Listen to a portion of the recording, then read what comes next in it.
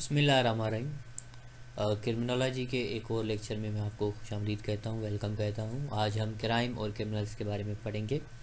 हम सीएसएस के और पीसीएस के सिलेबस के हिसाब से भी इस पेपर को टच करेंगे। जितनी भी इम्पोर्टेंट टॉपिक्स हैं रिलेटेड टू सिलेबस, उन चीज़ों को पढ़ेंगे, समझेंगे और बेसिक डेफिनेशंस के साथ के एक आउटलाइन फॉर्म में चीज़ को हम अंडरस्टैंड करें।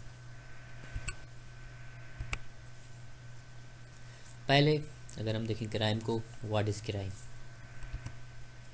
सी डेरो की डेफिनेशन है, crime is an action forbidden by law of the land and for which the penalty is perceived. एक सिंपल सा डेफिनेशन है क्राइम का कि ये एक ऐसा एक्शन है जिसको लॉ फॉरबिड करता है, लॉ मना करता है जिसके लिए, and for which the penalty is perceived, और जिसके लिए एक सज़ा भी तयन होती है या तयशुदा होती है कि अगर एक बंदा ये क्राइम कर रहा है तो उसको एक पर्टिकुलर टाइप ऑफ पनिशमेंट दी जाएगी। So simply crime is the violation of law of a country, law of a land, you could से। क्रिमिनल्स, अब अगर हम क्रिमिनल्स को देखें तो उसमें हमारा पहला टाइप आता है occasional criminals. Let's see what are occasional criminals. These people perform the act if the opportunity occurs in his or her routine of daily life. Thus, external factors motivate such criminals rather than planned act. ये वो बंदे होते हैं जो crime करते हैं, उनकी अगर रूटीन में उनको कोई चांस मिल गया, कोई अपॉर्चुनिटी मिल गई। से सपोज़ कि कोई बंदा रास्ते से जा रहा है और गाड़ी खुली हुई और उसने गाड़ी में कोई सामान देख लिया और उठा लिया। हालांकि वो कोई आदि मुजरिम नहीं है, लेकिन मतलब उसने देखा, उसको चांस था और चांस से उसने मौके पे चौका मार दिया और ही डिड दैट क्राइम। या फिर कहीं पे दुकान खुला हुआ है और कोई बंदा नहीं है और किसी ने कोई चीज़ उठा ली और वो चला गया। This external factors motivate such criminals rather than planned act. इस काइंड ऑफ क्राइम में जो एक्सटर्नल बाहर के जो फैक्टर्स हैं, मतलब जो मालिक है उसकी नेग्लिजेंस जो होती है वो ज़्यादा उनको मोटिवेट करती है रादर देन कोई बंदा प्लान करे। एक होता है कि प्लानिंग के साथ बंदे जाते हैं और वो जाके कोई पर्टिकुलर क्राइम करते हैं, so that is different. Occasional criminals वो होते हैं कि मौका मिला, ठीक है, लगा, वो क्राइम कर देते हैं।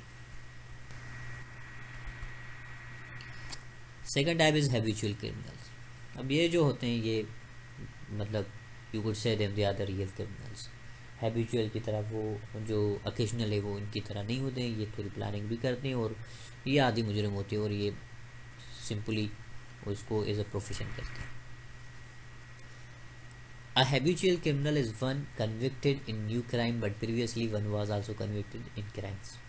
उसको आप हैबिचुअल क्रिमिनल बोलते हैं कि अगर आप किसी को एक जुर्म में पकड़ के लाएं और उसकी आप ये देखें, उसकी डिटेल लें कि और ये पहले भी ऐसे ही जुराइम में, क्राइम्स में इन्वॉल्व था। एक बंदा अगर प्रीवियसली भी कन्विक्ट था किसी लॉ की वायलेशन में, किसी क्राइम में, you could call him he is habitual of crime. कि एक बंदे ने चोरी में पकड़ के आया और डिटेल ली गई कि उसने 2-3 बार पहले भी चोरियां की है, so he won't be considered as occasional criminal, he would be considered as a habitual criminal के उसकी वो हैबिट है, बाय प्रोफेशन वो चीज़ करता है। This repetition of crimes makes a person is the one has made crime as a profession and consider it as a part of his routine. तो ये जो रिपीटेशन ऑफ क्राइम होता है कि बार बार आप सेम ही जुर्म में जाएं, सेम ही आप क्राइम में जाएं, तो इसका यही मतलब होता है कि आपने उसको एज अ प्रोफेशन बना लिया है। जेब कतरे होते हैं, कोई मोटरसाइकिल चोर होते हैं, कोई ट्रैफिक के लॉज कंटिन्यूसली वायलेट करते हैं, they actually consider as part of their routine. वो उसको अपनी लाइफ का पार्ट ही समझते हैं और उसको as a source of income समझते हैं। सो इनके लिए जो सज़ा होती है ओकेजनल क्रिमिनल से ज़्यादा थोड़ी सिवियर होती है। ये डिपेंड करता है हर कहीं के, हर स्टेट के लॉज के हिसाब से कि वो पर्टिकुलर क्रिमिनल को किस तरह ट्रीट कर रही है।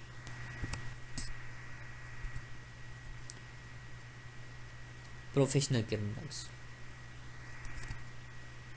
अब प्रोफेशनल क्रिमिनल्स के बारे में अगर हम देखें, this people consider crime as their profession. एक तो ये अपने क्राइम को अपना प्रोफेशन मानते हैं एंड सोर्स ऑफ मनी, वो समझते हैं कि हमारा जो पैसा आएगा वो इसी तरीके से आएगा। For which they use wise efforts and different ways to perform it. और इसके लिए वो क्या करते हैं, एक तो वाइज एफर्ट्स पुट करते हैं और डिफरेंट तरीके कार अख्तियार करते हैं कि भाई ये चीज़ मुझे करनी है।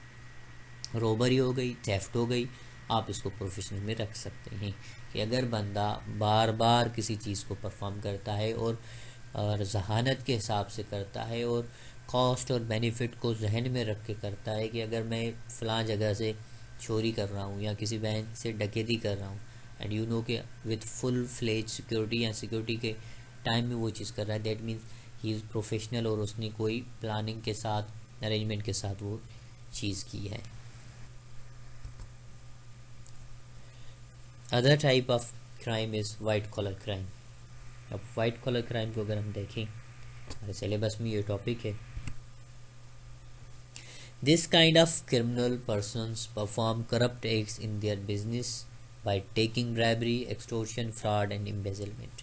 वाइट कॉलर क्राइम ये अपर क्लास लोग करते हैं, ख़ास करके जो बिजनेस में लोग होते हैं, बिजनेस एंटरप्राइजेज होते हैं या एंटिटीज़ होते हैं, वो ये चीज़ परफॉर्म करते हैं, या ब्राइबरी लेते हैं, एक्सटोर्शन करते हैं, फ्रॉड करते हैं, या एम्बेजलमेंट, किसी के पैसे खा लिए, किसी के साथ फ्रॉड कर लिया, किसी को कोई फेक स्कीम दे के उसके साथ डबल गेम करके गए, ये उन जिम्मे में आता है। ये कोई आम बंदा या किसी गरीब का ये गरीब टाइप क्राइम नहीं है।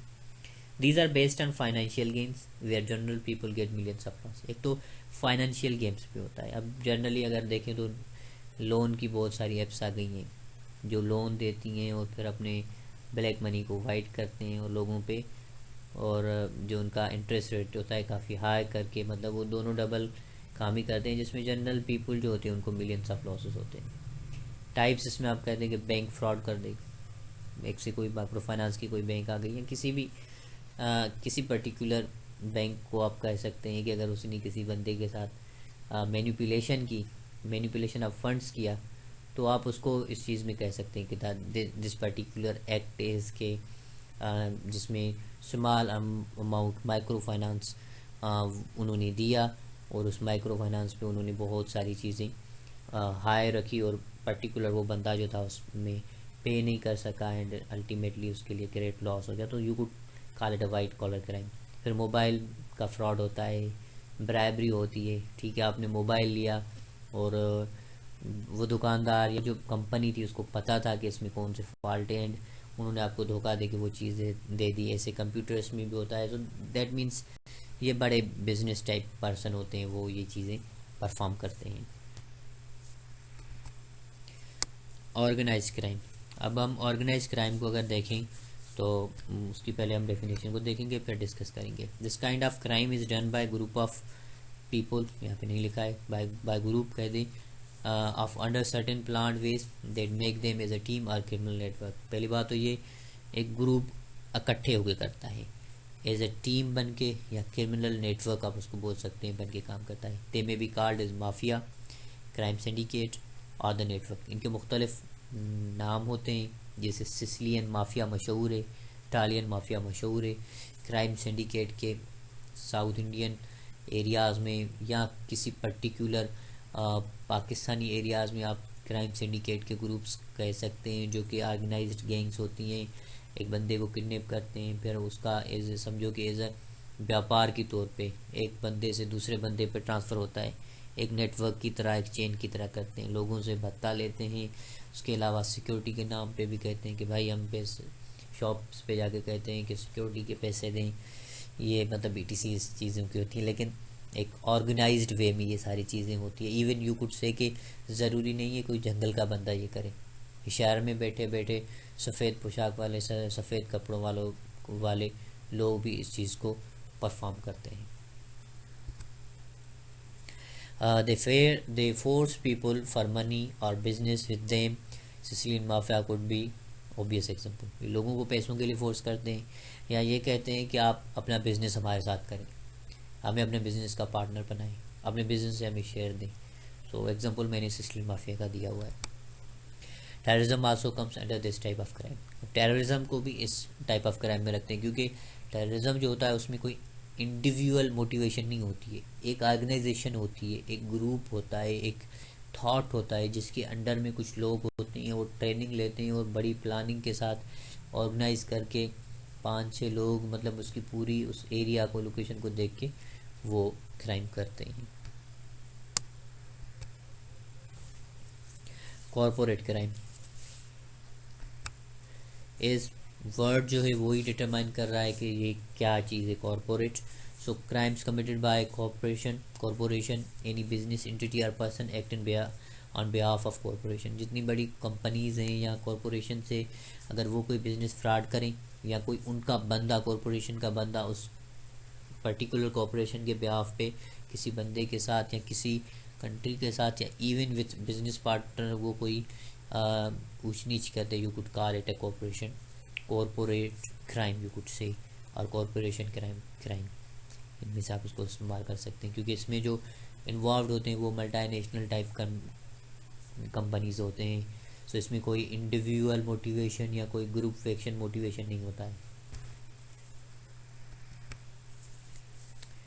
Thank you very much, till then goodbye, and kindly share and subscribe my channel. If you have any kind of question you could ask me in comment section. So soon inshallah ta'ala I would come with another lecture. Till then goodbye, see you soon, Allah Hafiz.